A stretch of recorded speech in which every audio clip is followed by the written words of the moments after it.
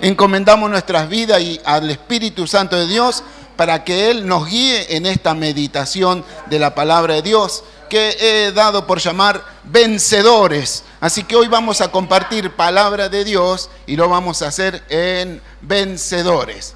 Compartimos la palabra del Señor en vencedores y para eso vamos a buscar primero de Samuel, el capítulo 17 y versículo 48.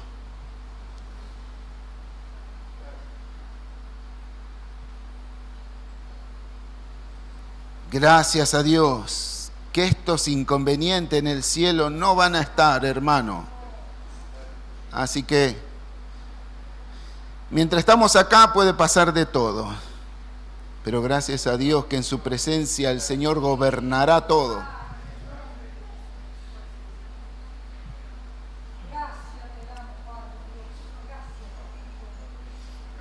Vencedores, ¿sí? Lo primero que uno dice cuando habla de vencedor en la palabra del Señor, le saltan esos versículos que hablan acerca de la victoria. Típico versículo es Romanos capítulo 8, versículo 37, donde dice que nosotros somos más que vencedores. Pero hoy compartimos palabra de Dios en primera de Samuel, capítulo 17, versículo 48, y como ya se estarán dando cuenta, vamos a hablar de un personaje bíblico que nos habla de ser vencedores. Y de allí podemos sacar algunos ejemplos o algunos principios para vivir una vida en victoria y entonces así ser verdaderos vencedores. Así que la palabra de Dios que tomamos hoy es en 1 Samuel capítulo 17, versículo 48 al 51, dice así la palabra del Señor. Y aconteció que cuando el filisteo se levantó y echó a andar para ir al encuentro de David, David se dio prisa y corrió a la línea de batalla contra el filisteo. Y metiendo David su mano en la bolsa, tomó de allí una piedra y la tiró con la honda, e hirió al filisteo en la frente, y la piedra quedó clavada en la frente y cayó sobre su rostro en tierra. Así venció David al filisteo, con honda y piedra, e hirió al filisteo y lo mató sin tener David espada en su mano. Entonces corrió David y se puso sobre el filisteo, y tomando la espada de él y sacándola de su vaina, lo acabó de matar y le cortó con ella la cabeza. Y cuando los filisteos vieron a su paladín muerto, huyeron. Queremos darte gracias, nuestro Dios, por esta tu palabra. Nosotros nada podemos hacer, nada podemos decir si es que vos no nos guiás. Por eso ahora, una vez más, apelamos a ti para que tú nos des a entender tu palabra y que esta palabra pueda caer en buena tierra, que dé buen fruto, Señor. Y como tú nos hablaste anoche, no seamos oidores olvidadizos, sino que seamos hacedores de tu palabra. Papá, en este momento, Señor, no haya nada que pueda impedir, que nada impida, Señor, el mover de tu presencia. Mientras nosotros hablamos, meditamos acerca de tu palabra, tú te estés moviendo, obrando prodigio, milagro y maravilla, porque yo creo que el solo hecho de mencionar tu palabra tiene poder para obrar milagros y prodigios. Señor, los que están enfermos se sanen, los que están debilitados cobren nueva fuerza, aún aquellos caídos reciban el renuevo de Dios y sean levantados. De este lugar ninguno salga como ha entrado, sino salga cambiado a causa de la gloria y la presencia del Señor.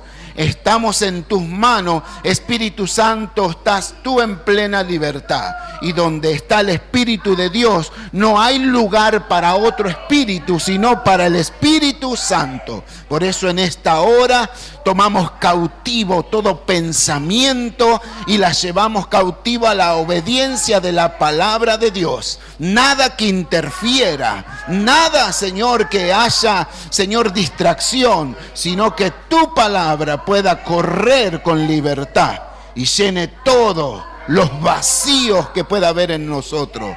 Señor, todo silencio que haya en nosotros, hoy, Señor, tu palabra se levante como la voz tuya profética sobre nosotros, Señor, y rompa esos silencios.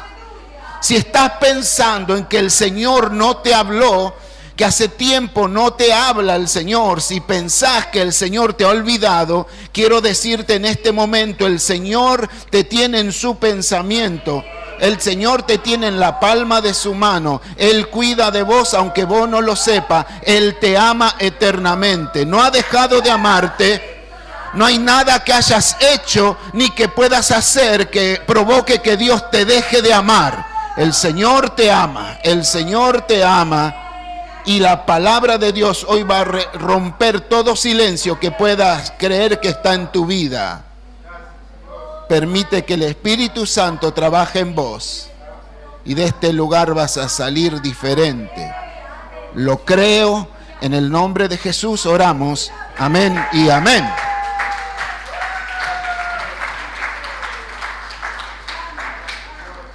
Luego que el pueblo de Israel tomó la tierra prometida, esa tierra a la cual Dios le había dicho que lo iba a llevar, luego de tiempos, de épocas, también el pueblo de Israel debía establecerse ahora como un pueblo, como una nación. Así que tuvieron muchas guerras porque las naciones de alrededor, vecinas, también estaban en una búsqueda de expandir sus territorios, su espacio. Así que habían muchas naciones que querían tomar también aquello que Dios le había entregado al pueblo de Israel. Pero el Señor siempre lo sacó en victoria. El enemigo siempre va a tratar de querer tomar aquello que Dios te da. Por eso es que tenemos que confiar en el Señor, porque a pesar de que el enemigo se levante como río, el Señor levanta bandera de victoria. Y el Señor nos quiere hacer victorioso, por eso es que nosotros somos los vencedores del Señor. Hubo una época, la época llamada de los jueces. Un tiempo en donde todos los vecinos querían invadirlo, de vez en cuando se levantaban en contra del pueblo de Israel. Pero Dios levantaba una persona, un libertador, un líder destacado, a cual usaba para poder liberar al pueblo de Israel de todos aquellos invasores. Pero esta época también dependía mucho, hermano, de la obediencia a la palabra de Dios. El tema es que el pueblo de Israel siempre volvía a darle la espalda al verdadero Dios, y cuando sucedía eso, entonces se levantaban las naciones en contra de ellos, lo querían subyugar, venían a atacarlo, venían a querer tomar todo lo que le pertenecía, y entonces clamaban a Dios. Dios levantaba un libertador en esa época llamada de los jueces, y Dios así los libertaba. Y Israel, como decimos, dependía entonces, como siempre, de la obediencia a Dios. Y las invasiones entonces venían como una consecuencia a la desobediencia de Dios. Ahora, Dios permitía ese tiempo también. Aunque era consecuencia de la actitud, de la acción de Israel, Dios lo permitía. Ese tiempo de guerra, para hacerle ver justamente al pueblo de Dios que debían depender solamente de Dios y que no debían volverse atrás, ni siquiera adorar a otros dioses. Así que Dios siempre estaba para librarlo, pero desde el tiempo que ellos volvían su mirada al Señor. No sé por qué, pero es como que era le llaman a veces un ciclo vicioso, ¿no es cierto? Cuando vuelven a caer siempre en lo mismo, ¿no? Dios los liberaba, ellos andaban bien, desobedecían, buscaban a otros dioses, venían los invasores, los atacaban, los destruían, Dios levantaba un libertador, los libraba otra vez, y ellos otra vez volvían a pecar, a alejarse de Dios, venían los invasores, clamaban a Dios, Dios levantaba otro libertador, se la pasaban así. Nosotros nos reímos, ¿no? Pero qué parecido a nosotros, o lo menos parecido a mí. Porque yo sé que ustedes son unos santos, no les pasa esto. Pero gente debilitada como yo, normal, Suele pasar, ¿no? Entonces, esto nos enseña a nosotros a veces las luchas, las pruebas, las dificultades. Es como que son permitidas por Dios, aunque a veces son fruto de lo que nosotros hacemos o lo que dejamos de hacer. Y Dios los permite para hacernos ver de que sin el Señor nosotros no vamos a poder hacer nada. Así que le digo desde ya, hermano, un buen consejo de la palabra de Dios es que obedece a Dios en todo tiempo. Sírvele al Señor y el Señor va a ser tu libertador. Así que esto es lo que pasaba en épocas de los jueces. Pero luego de esta época, empezó a gestarse dentro de Israel un cambio, sí, como un cambio político, digamos, ¿no es cierto? Israel ya no quería a estos líderes esporádicos que se levantaban de vez en cuando, sino que pretendían tener una estabilidad, cierta estabilidad, más seguridad, estar mejor, estar más aplacado. Dice, nosotros queremos que levanten a un rey, una persona que gobierne sobre nosotros, que tenga todo su equipo y que ellos velen por la seguridad de la nación y así podamos estar más seguros, más estable.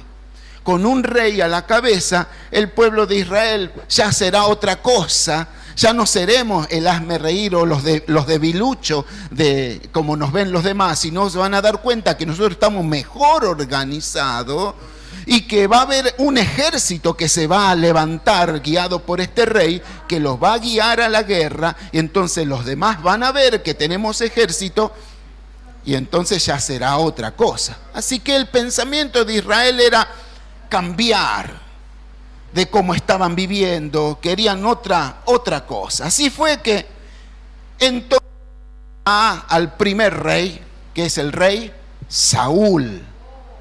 Cuenta la Biblia de que Saúl era una persona imponente, bien, como decimos nosotros, tenía una percha grandote, bien musculoso, alto. Dice la Biblia que no había persona más alta que él, que a todo él le sobrepasaba de los hombros para arriba. Así que era bastante grande, ¿no es cierto? Aunque, digamos la verdad, los israelitas no son destacados por ser personas muy altas, personas una altura promedio, digamos, ¿no? Así que digamos que era bastante alto sacándole una cabeza.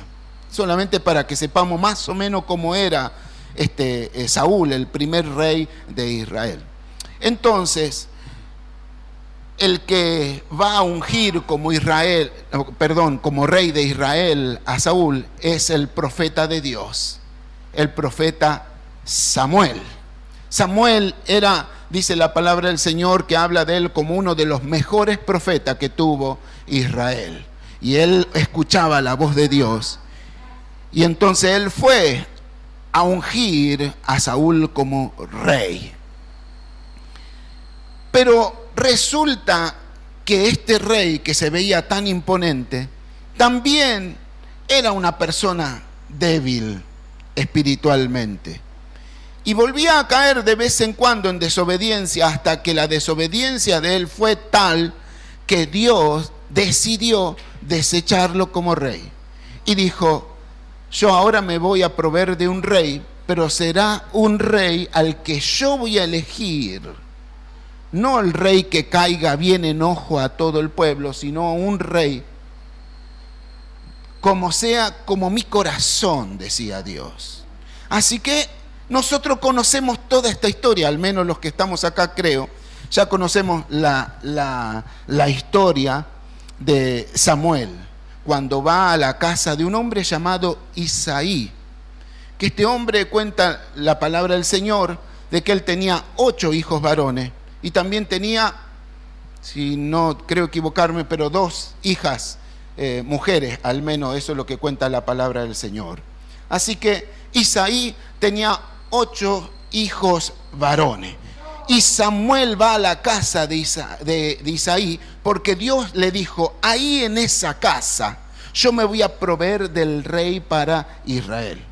Y conocemos la historia nosotros, que cuando va Isaí a la casa de Isaí, Isaí recibe la noticia, Entonces él agarra y manda a bañarse, a lavar y a ponerse bien lindo, peinarse bien a todos sus hijos y los hace pasar y dice, bueno, seguramente que el más grande, ese es el más estimado, ese es el mejor, Eliab va a pasar y dice, acá está. Cuando lo ve Samuel, lo ve imponente también, bien fortachón, alto, y dice, cuando va con el cuerno, llevaba de aceite para ungir, cuando agarra, va y lo ve, dice, acá está, ya directo va con el cuerno casi a ungirlo, y Dios le dice, pará, no es ese. ¿Cómo que no es ese? Dios se estará equivocando. Aparte yo soy profeta, ¿no? Yo no me equivoco porque yo tengo el ministerio profético, don de profecía. ¿Cómo me voy a equivocar? ¿Usted se piensa que los profetas, los hombres que son hombres de Dios, no se pueden llegar a equivocar? Tranquilamente. ¿Por qué no? Si son personas como común y corriente como nosotros, Dios los usa cuando Él quiere. Pero aquí está la evidencia que a veces se equivocan. ¿Qué van a hacer? ¿Qué va a hacer el pueblo de Dios? Ah, se equivocó, no sirve más. No, pará. Es una persona como vos, como yo, que se puede llegar a equivocar. Pero la verdad que Dios los usa, así que hay que tenerle estima también por eso. Pero en este caso, Samuel quiso ir ahí a ungirlo y Dios le dice, no, no es ese. Y le dice algo, yo no miro lo que miran los demás, porque los demás ven la apariencia exterior, pero el Señor, dice Dios, mira el corazón. Es que Dios le había dicho a Samuel, me proveeré de un rey conforme ¿a qué? A mi corazón. No le había dicho conforme a la estatura, a los músculos. Si era por músculo y yo estaba ahí, hermano, mire, apenas me ve, de seguro dice, no, sacalo. Nada que ver. Así que no miro la apariencia, sino miro el corazón. La cuestión que hizo desfilar a todos sus hijos pensando que alguno de eso podía ser, y la verdad que ninguno de eso era. Y cuenta la palabra del Señor allí que dice, no hay alguien más, no hay alguien más.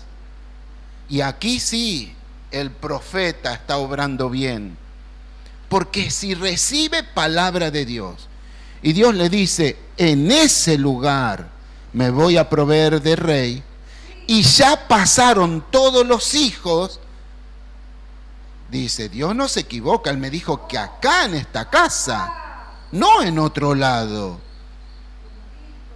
Debe haber alguien más, porque Dios no se equivoca. Y ahí el padre, sí, tengo uno, el más, pero ese es chiquitito, ese pibe, es un adolescente. Aproximadamente, dicen, según los estudiosos, tenía entre 14, 16 años. Vamos a poner que tenía 15 años David, supongamos. Así que estaba ¿qué? Cuidando las ovejas de su papá. Que era el trabajo que nadie quería hacer. Y sin embargo a David lo mandaban a cuidar las ovejas, el más pequeñín. No sirve para nada, aunque sea dejarlo que cuide la oveja, que se quede ahí con la oveja. No lo tenía en cuenta el padre mismo no lo tenía en cuenta. Ni siquiera sus hermanos lo tenían en cuenta. Pero había alguien que lo tenía en cuenta y que lo venía mirando hace rato, que es Dios. Dios sí lo tenía en cuenta. Espera siempre recompensa de parte de Dios, porque es muy probable que yo ni siquiera te salude y que ni siquiera te felicite, y a veces también que no te agradezca por algo que haces. Pero si esperás recompensa de Dios, Él no se va a olvidar de vos. Así que todo lo que hagas, hacelo para el Señor. Y así fue, nosotros conocemos esta historia cuando lo hacen venir. Y ahí sí Dios le dice, ese es, a ese lo tenés que ungir, ese es conforme al corazón, a él ungilo. Y entonces, para sorpresa de todo, los hermanos ahí se le cae la mandíbula y ven cómo hasta el mismo padre no lo puede creer. No te lo puedo believe. No te lo puedo believe. Este era el rey, estaba acá y nosotros no lo sabíamos. La cuestión que ahí unge Samuel a David como rey de Israel.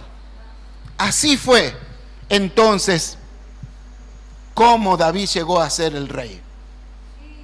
Pero aunque era el rey, no reinó inmediatamente, porque Saúl, aún que había sido ya destituido, pero aún seguía ahí atornillado en el sillón de rey.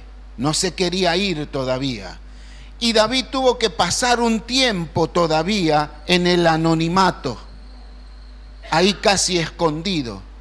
Una cosa que a él no le pesó, porque casi como que él estaba acostumbrado. Creo que Dios ya lo venía preparando para pasar ese tiempo, aunque ya era el rey, aún pasar un tiempo más.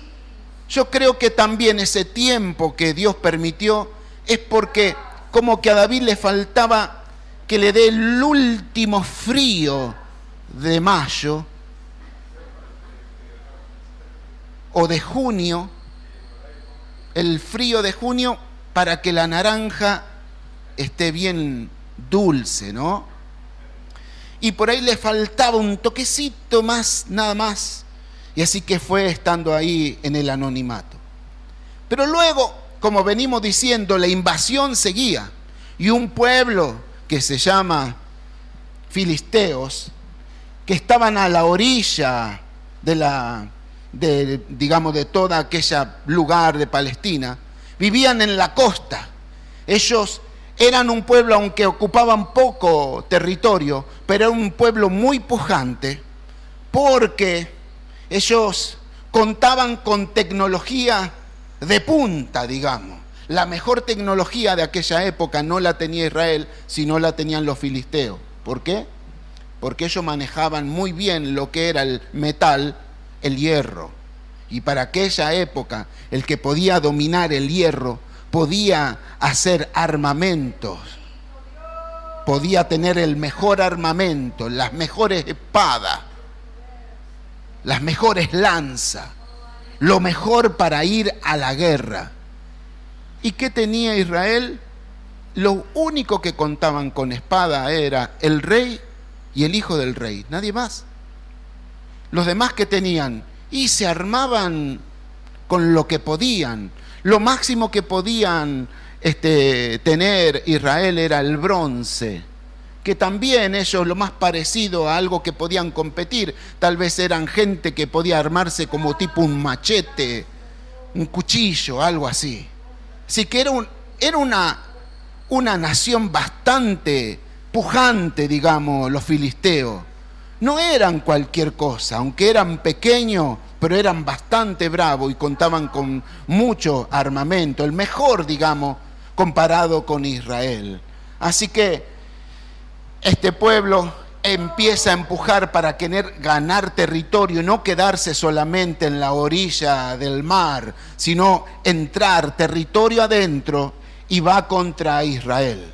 Y ahí es donde nosotros vemos cómo la guerra empieza contra Israel, y era muy acostumbrado que antes de entrar la guerra cuerpo a cuerpo, es como que cada nación se congregaban en un lugar y mandaban a uno, el mejor luchador de cada uno, para enfrentarse entre ellos. Claro, Israel se juntó, dijeron, ahora vamos a ir contra todos estos, los vamos a matar, los vamos a acribillar, ¿qué se creen esto? Dios está con nosotros, el Señor viene con nosotros, tenemos el mejor rey, estamos bien organizados, tenemos todo un ejército, y cuando se ponen ahí, Sale un grandulón que medía como 3 metros, que tenía toda una coraza. Dicen que la lanza que tenía Goliat pesaba aproximadamente 70 kilos. Yo no puedo levantarle una bolsa de cal que pesa 30. Imagínese lo fortachón que era ese tipo, que 70 kilos en una lanza la tiraba como quería.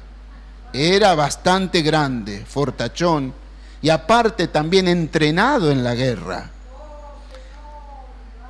Porque a veces nosotros decimos, pero a la final los israelitas eran todos unos cobardes. Así yo te quisiera ver a vos a enfrentarte a uno de esos, a ver si vas a ser guapo o no. Patita, ¿pa' qué te quiero? Digo yo. Acá en la nuca me pegaría el talón.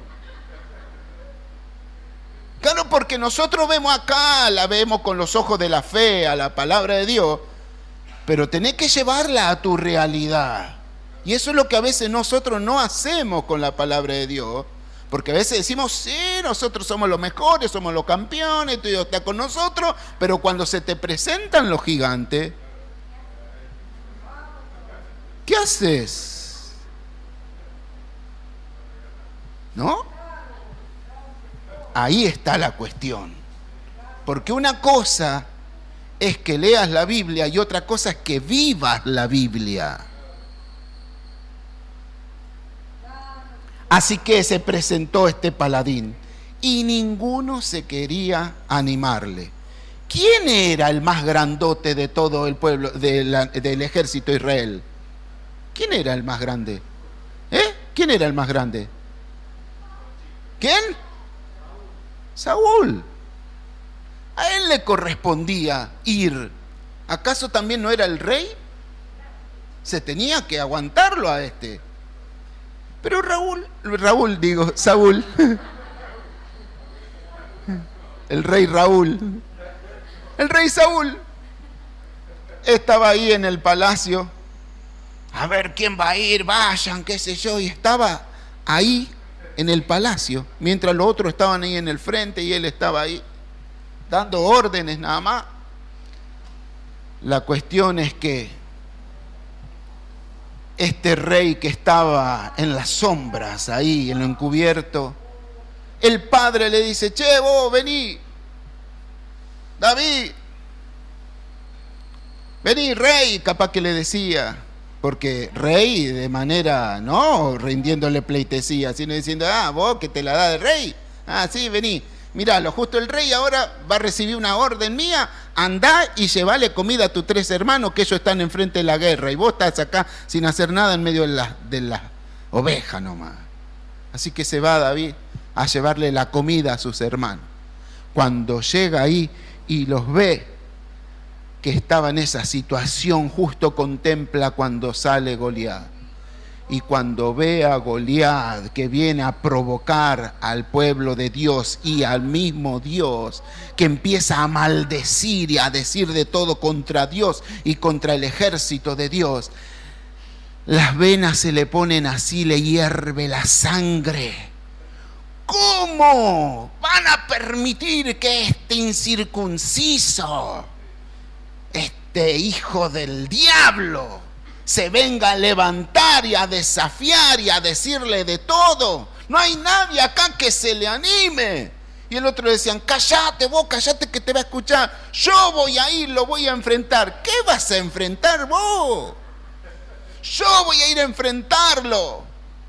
Y todos lo empezaron a mirar. Déjenme que voy a ir. Y como nadie se animaba, dijeron, David, ya. Le empezaron a decir, bueno, hay alguien, un loco que va a querer ir. Vamos a ver. Llegó esta noticia de los oídos de Saúl. Y Saúl lo mandó a llamar. Y así fue como Saúl le dice a él, ¿vos pensás que vas a ir a ese lugar? Mira, si vas a ir al menos ponete algo. Mira que este es bravo, yo voy a ir. Aparte, Dios está conmigo. Él me cuidó, Él está conmigo. La cuestión es, para hacer corta ya todo esto, es que él fue y se presenta delante de Goliat. Y es lo que hemos leído ahí. Que dice la palabra del Señor, que David entonces se echó a andar, porque previo a esto, Goliat sale otra vez a maldecir y él sale y tienen una conversación, como diciéndole, viene David y le dice, me mandan a este pibe a pelear, ¿por qué no le dan aunque sea un palo? Y vos venís a mí, ¿sabes cómo te voy a destruir? Y el David le dice, no, vos venís contra mí con espada y jabalina, mas yo vengo contra ti en el nombre de Jehová de los ejércitos. Jehová te entregará hoy en mi mano. Dios te va a entregar en mi mano. ¡Wow! ¡Qué fe que tenía! Así que es cuando nosotros leemos y se echa a andar el filisteo contra él para tirarle lanza y atacarlo, David agarra su onda, agarra una piedra, le empieza a dar vuelta, como cantan los niños, vuelta, vuelta, vuelta, dio una piedrecita y al gigante mató.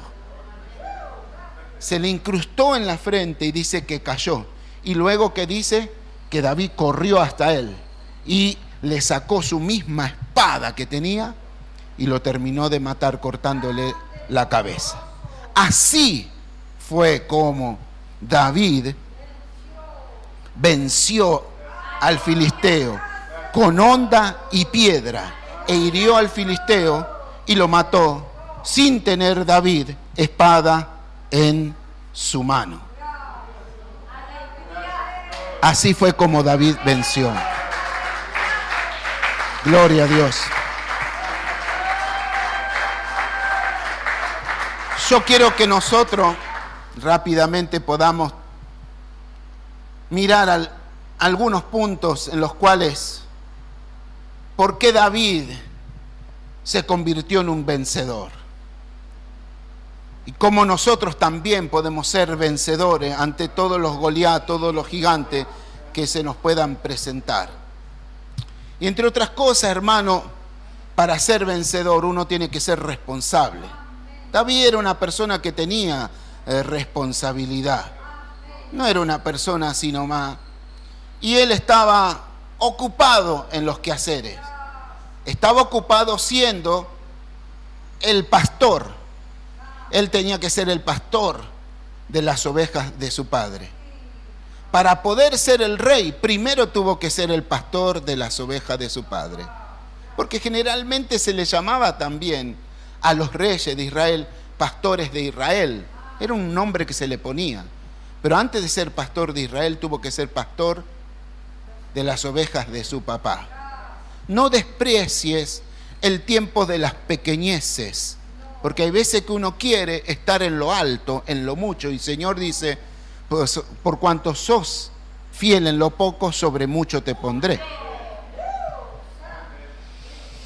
Pero él era una persona responsable y estaba ocupado. Y hay algo que yo siempre digo, ¿por qué Dios no usa a personas? Porque hay veces que las personas que están trabajando o que están sirviendo al Señor, parece que más responsabilidad le viene encima, más trabajo todavía. Se ocupa de esto y se ocupa del otro. Pero también se tiene que ocupar de aquello y a veces te ocupar de otra cosa. Y es que Dios, hermano, nunca va a llamar a los desocupados, a los haraganes, a los que no hacen nada. Dios no los llama. Siempre va a buscar personas que están ocupadas, porque saben que en ellos hay responsabilidad. Y eso es una de las cosas que lo hizo vencedor a David, que era responsable. Fíjese lo que dice ahora, siempre leyendo 1 Samuel capítulo 17, pero el versículo 20 dice la palabra del Señor. 1 Samuel 17, 20. Se levantó pues David de mañana y dejando las ovejas al cuidado de un guarda, se fue con su carga como Isaí le había mandado y llegó al campamento cuando el ejército salía en orden de batalla y daba el grito de combate. David era una persona responsable. Él no fue y dijo, bueno, ahora sí, voy a ir a ver qué es lo que pasa ahí. Largó todo y que las ovejas, ¿qué me importa? Aparte estoy cansado de estar con esto. No, él fue responsable. Dejó al cuidado de alguien las ovejas. No se fue así nomás. Buscó a alguien primero y tampoco se lo iba a dejar a cualquiera, sino a alguien que también sabía que iba a ser responsable como él. Por eso es que, hermano, para que vos seas vencedor, como venimos hablando, nuestras actitudes, nuestras acciones van a repercutir en nosotros. Porque si nosotros no somos vencedores es porque tal vez no estamos siendo responsables en lo que Dios nos manda a ser responsables. Dios te dice, hijo mío, me tenés que servir. Venimos a Cristo, entregamos nuestras vidas y prometemos servirle al Señor. Y tal vez andamos por un tiempo en el camino del Señor y luego nos olvidamos. No, ya no tengo ganas, ya no voy a servir. Qué triste que ver, ¿no es cierto?, falta de responsabilidad a veces, porque Dios es lo primero que podemos descartar. Si hay algo que nos surge, a Dios lo dejo de un lado, primero me ocupo de esto. ¿No? Alguien decía, uno puede dejar a un lado a Dios por un buen asado.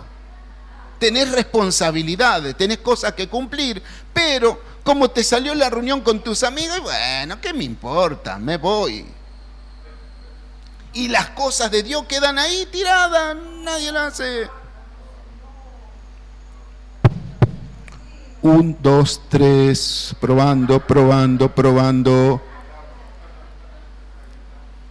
Pero Dios nos manda a nosotros que seamos responsables.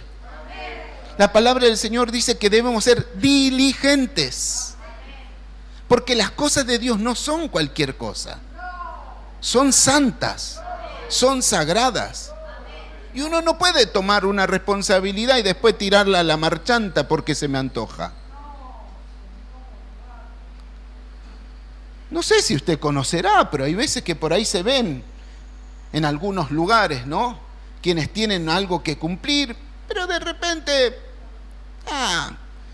piensa que se lo dio el pastor, que se lo dio la pastora, que se lo dio el grupo de líder que lo puso ahí. Y no le dan importancia. 10 de la mañana, domingo, hermano, nosotros vamos a estar antes. 9:59. Cric, cric, cric, cric, cric.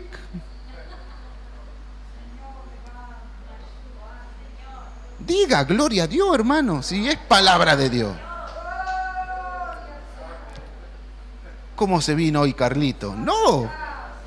Primero esto me castigó a mí, no piense usted que para usted solo, Dios me dio así bien fuerte. Y digo, es que si queremos ser vencedores, hermano, porque esto no es palabra para castigarnos, porque Dios nos dice, yo quiero que vos seas un vencedor, pero estás fallando acá, corregí esto y vas a ver cómo vas a tener victoria tras victoria. Necesitas ser responsable. Él no se la dejó así nomás, sino que fue responsable en lo que le dan. Y debemos ser responsables porque esto es testimonio. Ayer el Señor nos habló que debemos ser la sal y nos decía que nuestra actitud, nuestras acciones, ustedes se la perdieron lo de ayer. No se lo iba a contar, pero algo le voy a decir nada más. El Señor nos dijo, debemos ser la sal. ¿Cómo vamos a salar? Hablando y hablando y hablando. El mundo está cansado de que le hablen. Quieren ver acción, quieren verte a vos como vos sos el Hijo de Dios. Si te ven una persona irresponsable, ¿qué van a decir? Estos evangélicos son todos así, tirados a la marchanta. Irresponsable. Tenés que estar en el trabajo, tenés que entrar a las 8 de la mañana Y el tipo está llegando 8:15, uy, perdón. Y al otro día 8:20. Y al otro día 8:30, discúlpeme, se me rompió el despertador. Andaban mal los colectivos. Y ser responsable en todas las áreas de tu vida. En el trabajo, responsable con tu familia. Responsable los esposos con las esposas y también las esposas con los esposos. Responsable con los hijos y los hijos con los padres. Responsable en las tareas diarias, responsable en el trabajo, en la escuela, en todos los ámbitos de tu vida. Vos tenés que testificar que es un hijo de Dios porque te ven responsabilidad. Y cuando digan, ¿sabes qué? Necesitamos para nuestra empresa gente responsable. ¿Vos sabés qué? ¿Viste esos evangélicos? Esos son responsables. ¿Por qué no los contratamos? Qué triste que digan, no, los evangélicos no, porque esto largan todo, porque un día de culto dicen, no me tengo que ir a servir a Dios y largan todo y te dejan en banda. Pero cuando vos sos un responsable en todas las áreas de tu vida, por eso le estoy diciendo, hermano, esto no es solamente para tu vida espiritual, porque la responsabilidad te va a afectar a todas las áreas de tu vida. Y vas a ser victorioso no solamente en el Señor, en la iglesia, en tu familia, sino en todo lo que te propongas vas a ser vencedor. Y todos van a decir, yo quiero ser como esa persona. Vos fijate cómo es. Tiene trabajo, tiene bienestar, anda bien su familia, sus hijos están de 10 y van a la iglesia esas personas. Sería bueno de que nos hagamos como ellos, porque te ven personas responsables. Por eso la responsabilidad no solamente va a afectar, como digo, lo espiritual, sino todos los demás. Es más, diría lo siguiente, de que si vos sos responsable en las cosas de Dios, eso también te va a hacer responsable en las demás cosas, porque lo espiritual va a afectar a lo material también. Vas a ser vencedor en las cosas de Dios y eso va a hacer que seas vencedor en lo demás. Vas a ser el mejor, el más inteligente, el que tiene habilidad, el que se le abren las puertas, es que las personas lo quieren contratar, en que las personas lo quieren escuchar, en que las personas quieren estar con él. Responsable. Segundo, de que David también era alguien que se anticipaba, que era muy prudente, planificaba también las cosas. Segunda de Samuel, capítulo 21, ahora quiero leer a ustedes, con ustedes, 21, allá. Hay algo que quiero que leamos desde el versículo 15. Segunda de Samuel, capítulo 21, desde el 15 al 22. Lo voy a leer acá, en esta pantalla grande. Rápido. Volvieron los filisteos a hacer la guerra a Israel y descendió David y sus siervos con él y pelearon con los filisteos y David se cansó. Hagamos un parate acá. Luego seguimos leyendo. David era alguien precavido y eso es el que el Señor nos llama a nosotros. Gente prudente que podamos anticiparnos y planificar. Porque, hermano, aquí la palabra del Señor nos sigue hablando de que aunque David se cansó porque era un hombre ya, aquí está avanzado, ya siendo el rey. Pero él ya de anticipado, cuando era un muchacho, sabía de la existencia, que dice la palabra del Señor, Isbi Benod. No sé por qué no le ponen Cachito, Juan, para que sea más fácil. Uno de los descendientes de los gigantes. Así que un gigante, había otro gigante que se llamaba Isbi Benod, cuya lanza pesaba 300 ciclos de bronce y quien estaba ceñido con una espada nueva, trató de matar a David. Ahí lo tenemos a Isbi Benod. Versículo 18 que dice, 17, más Abisai, hijo de Sarbia, llegó en su ayuda e hirió al filisteo y lo mató. Y Benod lo mataron, un gigante. Entonces los hombres de David le juraron diciendo: nunca más de aquí en adelante saldrá con nosotros a la batalla, no sea que apague la lámpara de Israel. Versículo 18, ahora sí. Otra segunda guerra, así que seguían en guerra. Hubo después en God contra los filisteos. Entonces Sibecai, Usatita, mató a Saf. Otro más, Saf, quien era uno de los descendientes de los gigantes. Usibeno, ahora Saf, dijimos, ¿no es cierto? Hubo otra guerra en God contra los filisteos, en la cual el Hanán, hijo de Jared Orehim de Belén, mató a otro Goliat, pero este Goliat era geteo. El asta de cuya lanza era como el rodillo de un telar. Así que ahí ya tenemos a 3. Después hubo otra guerra en Gad, donde había un hombre de gran estatura, y acá no dice el nombre de este, pero ¿para qué le iban a decir el nombre, no? El cual tenía 12 dedos en las manos y otros 12 dedos en los pies, 24 por todo, y también era descendiente de los gigantes. Así que, ¿cómo le pondrían a este? 24 le diría yo, ¿no? Porque 24 dedos tenía este. Era grandote. Y digo que se había anticipado, era prudente, planificó. Ahora vamos a 1 Samuel, el capítulo 17, versículo 40. 1 Samuel 17, 40. Así que ahí tenemos entonces, dice la palabra del Señor, permítanme que lo estoy buscando. ¿Están conmigo? Y tomó su cayado, o sea David, en su mano, y escogió ¿cuántas piedras? 5 piedras lisas del arroyo, y las puso en el saco pastoril, en el zurrón que traía, y tomó su honda en su mano y se fue hacia el filisteo. David no fue así nomás a la guerra, sino que él ya estuvo mirando anticipadamente. Él ya fue prudente, se anticipó a lo que podía llevar a venir, lo planificó. Porque si era un solo gigante que venía contra él, ¿para qué agarró 5 piedras?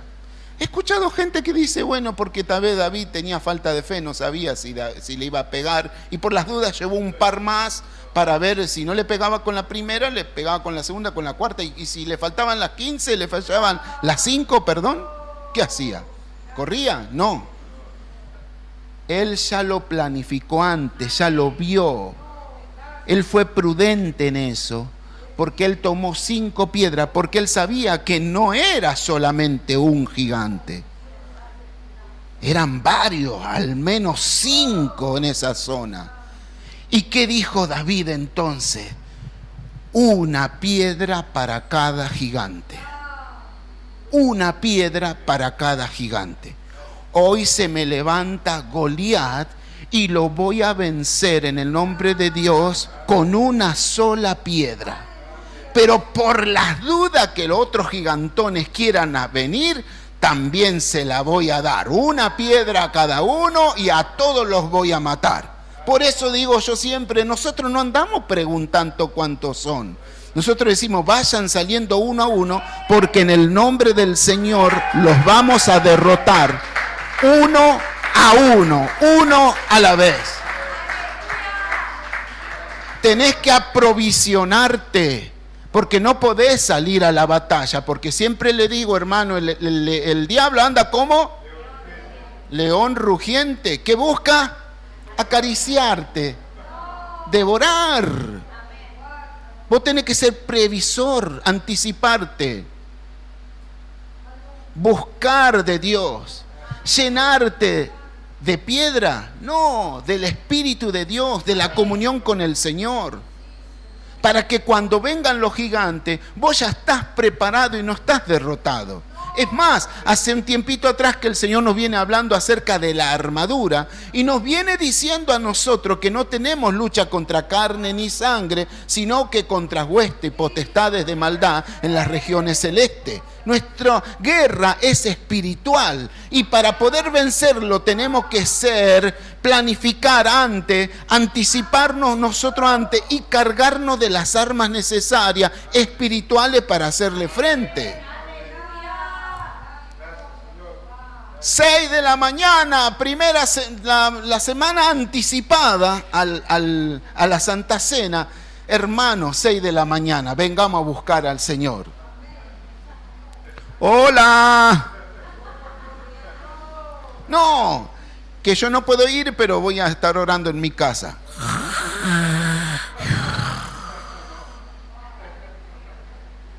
No, es que estoy clamando a Dios con gemidos indecibles.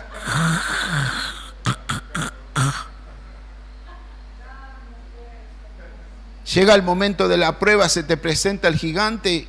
No tengo fuerza, el gigante te está aplastando, se está burlando de vos, claro. Si no orás, si no buscas de Dios. Eso es como meter piedra. Orar, búsqueda de Dios, comunión con el Señor, te estás provisionando, te estás cargando tu saco pastoril. Le estás metiendo piedra ahí espirituales para que cuando venga el enemigo, entonces vos le salís a hacer frente. Claro. Mediten la palabra de Dios como hacían en Berea, que ellos meditaban la palabra de Dios. No venían al culto de los hermanos de Berea y escuchaban a Pablo y decían, qué lindo que habló, qué lindo que estuvo hoy. ¿De qué habló? No me acuerdo, pero estuvo bueno. Los hermanos de allá llegaban a su casa y empezaban a decir, Pablo habló de esto. A ver, sí, tiene razón, sí, mirá, sí, no. Meditaban en la palabra de Dios. Meditar en la palabra de Dios, me lo podés decir a mí antes que yo tenía la vieja verde nomás en casa. Una vez prediqué acerca de la vieja verde, ¿no? Que era una Biblia vieja de tapa verde, que todos íbamos cuando queríamos, a ver, esa era la que estaba en casa a mano, cuando queríamos saber algo, sí, era como la Biblia de consulta, la de estudio. Pero claro, hoy por hoy, pero mira, a un clic tenés palabra de Dios, ¡tac!, y ya te hace de todo. Pero si no meditas en la palabra de Dios, viene el gigante, ¿y sabés lo que te fortalece a vos?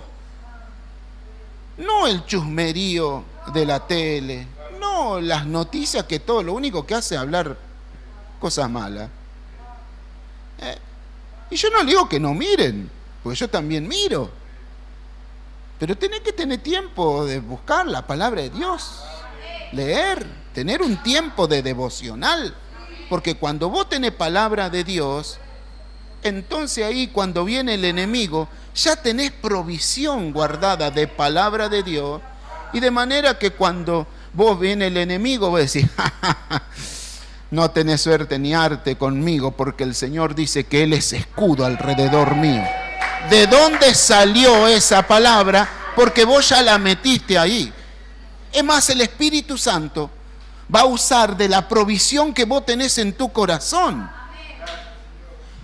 A veces el Espíritu Santo te quiere ayudar y me lo imagino al Espíritu Santo buscando en el tesoro de tu corazón, cargando así, buscando aunque sea una palabrita para sacar, decir, mirá, traértela a la mente, sacarla del corazón, ponértela en la mente para que vos la pronuncies con la palabra, con la boca y así tengas victoria. Y resulta que no encuentra.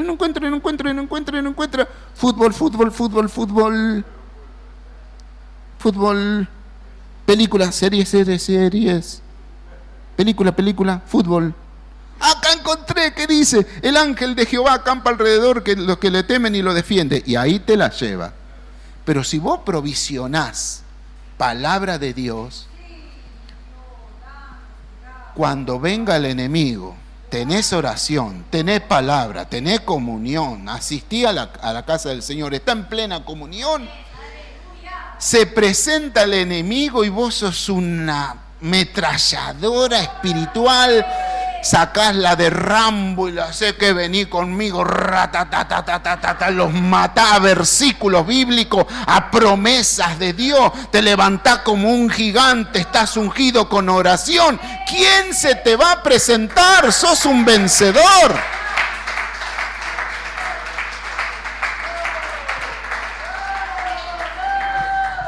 Primera de Samuel capítulo 17 versículo 31 dice la palabra del Señor. Perdón, hermano, ustedes están queriendo ir, pero el Señor los está reteniendo un poquito más. Auténtico, fue auténtico, fue Él. Fueron oídas. Primera de Samuel capítulo 17 versículo 31. Fueron oídas las palabras de David había dicho y las refirieron a Saúl, y él le hizo venir. Y dijo a David: no desmaye el corazón de ninguno a causa de él. Tu siervo irá y peleará contra este filisteo. Fíjese el ánimo que le dio Saúl. ¿Qué le dijo?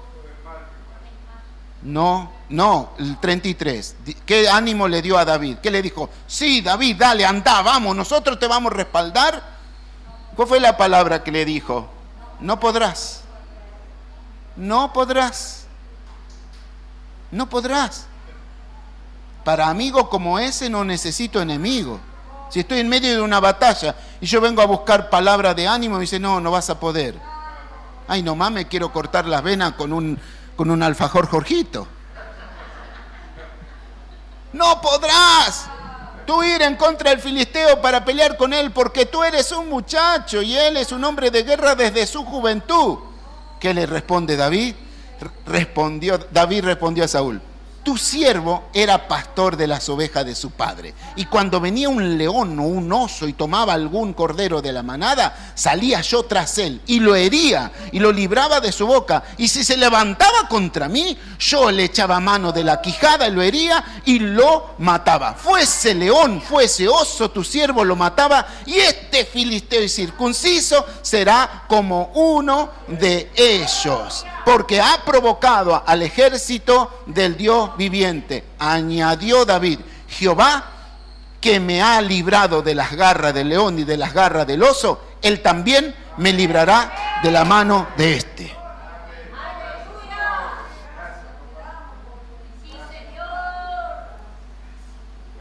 Versículo 38 dice: y Saúl vistió a David con sus ropas y las puso sobre su cabeza un casco de bronce y le armó de coraza, y ciñó David su espada sobre su vestido y probó a andar, porque nunca había hecho la prueba. Y dijo David a Saúl: yo no puedo andar con esto porque nunca lo practiqué. Y David echó de sí aquellas cosas.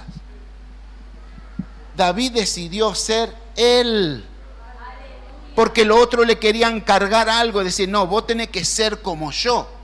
Usa esto que yo uso, esto vas a ver que te va a dar la victoria. Usa esta arma, ponete este casco, con esto vos vas a ganar. Usa esta espada, con esta lo vas a poder matar. Dale, anda. David probó a andar con todo eso y dijo: yo no puedo andar con esto. Se sacó todo y dijo: yo me quedo con la ropita de pastor, con mi bolsita, mi saco pastoril y mi onda, y me voy. Él fue como él era. No sé por qué a veces hay personas que te quieren cargar que vos tenés que ser como otro. Tenés que ser como tu papá, tenés que ser como tu mamá, tenés que ser como tu hermano, tenés que ser como este. Mirá cómo es aquel, mirá cómo es. Todos te quieren hacer como si fuera otro. Y en el ministerio a veces, en la iglesia también. No, nosotros deberíamos hacer lo que hace aquella iglesia. No, ¿y por qué no hacemos lo que hace el otro? No, mirá qué buen resultado le está dando a Rey de Reyes. Mirá qué buen resultado que le está dando a otros hermanos allá. Y si usamos el método de este y del otro, cuando Dios te dice: ¿por qué no sos vos, sos auténtico?